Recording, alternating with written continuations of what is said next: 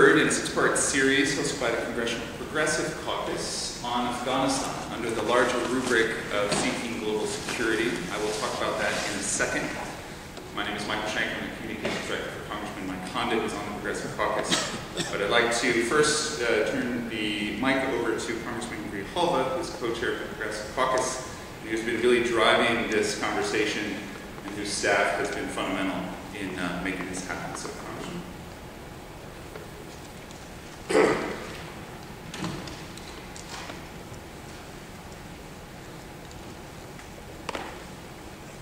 Problems with being short here. Thank you very much. As like I said, this is the third in a series of open dialogues and discussions on this nation's role in Afghanistan, Western Pakistan, what that bodes for the future, what the end game is, what the strategy should be. And as we get closer in this Congress to making some vital decisions regarding supplementals, regarding the long-term presence of our nation in the region, both militarily and in terms of humanitarian support, it's important to have this dialogue because decisions that we make now are decisions that are going to have consequences intended and otherwise for the foreseeable future. We saw that in Iraq, and we saw that in still dealing with those consequences as we speak. And part of this whole discussion is how to look at this issue with fresh eyes, look at this issue with perspectives that need to be heard, and look at this issue with a sense of history and the adage about repeating it. So as we go forward, we thank all the panelists, the distinguished group of people that have lent their expertise to the discussion. It's an open discussion. We look forward to you participating. And again, let me thank everybody that's responsible, and in particular, my appreciation to the panelists for taking their time and bringing their learned opinion to the process. So thank you a lot, and welcome, and looking forward to it. Thank you.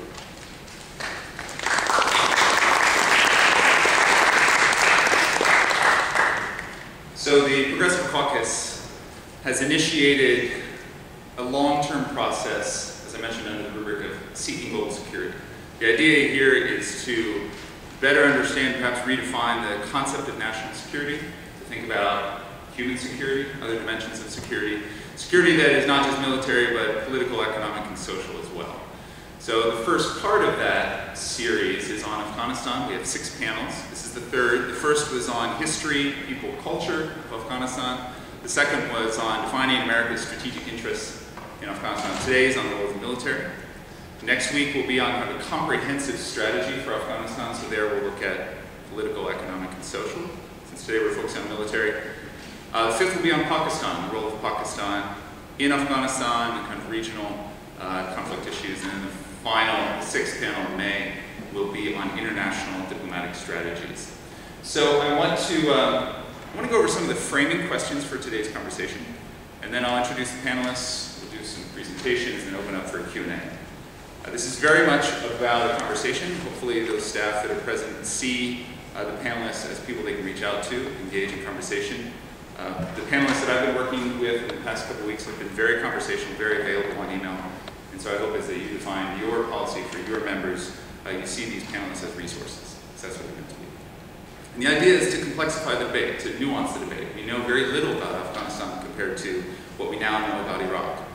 So how do we give our members all the information they need, including my boss, Congressman Honda, information he needs to make effective policy? So the main theme today is what should role and goals of the military be in Afghanistan and Northwest Frontier Province, FATA, federally administered tribal areas. How is the President's military strategy, as he's laid it out, increasing or decreasing security locally and regionally? And some of the framing questions that I want us to think about, and for the panelists, they've seen these as well, even though they'll be speaking to their expertise, hopefully in the Q&A we can bring some of these up. What should be the role of additional and current use of forces? Is there a better alternative to using the military to engage people in their leadership in tribal regions? What accountability standards should Congress establish over the use of military force? How should Congress work with the administration to bring about transparency and accountability of all military and particularly related private contractors? And then how do we measure military-related contractor spending in Afghanistan and Pakistan? A few more questions. Does our increased military presence help deter or foster a greater insurgency? Can we create a counterinsurgency strategy through the military that is acceptable and accepted by the Afghan people? How do the often heavy civilian casualties that result from our presence impact our overall effectiveness, our security, and our reputation locally and internationally? And lastly, should military be used for reconstruction and stabilization activities? These are, as some of you know, under the State Department. Now Defense is handling more of that.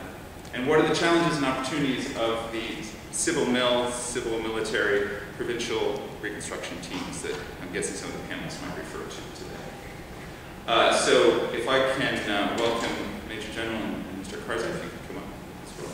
As Claire Lockhart, who's coming from CFR, and when she gets here, we'll bring her on board. So what I'd like to do is have Hekmat Karzai speak first, and then we'll have Major General Paul Eaton speak, and then Claire when she arrives. I will introduce Mr. Karzai, and then I'll introduce Major General after Mr. Karzai has spoken. Mr. Hekmat Karzai is currently the director of the Center for Conflict and Peace Studies in Kabul, Afghanistan, and previously served as the head of the political department at the Embassy of Afghanistan in Washington, D.C. His master's degree dissertation entitled Strengthening Security in Contemporary Afghanistan, Coping with the Taliban, was published by the Kennedy School of Government at Harvard. Mr. Karzai will be meeting with Senate Foreign Relations Committee staff tomorrow, so he's making good use of his time here in D.C. He was on a flight this morning, arrived early, so we appreciate his time here greatly. And Mr. Karzai, the floor is yours. We'll do about 10 minutes for each panelist. And Mr. Karzai and Major General Eaton, I will just pass off a little slip of paper as we're nearing 2 minutes, if you don't mind, just to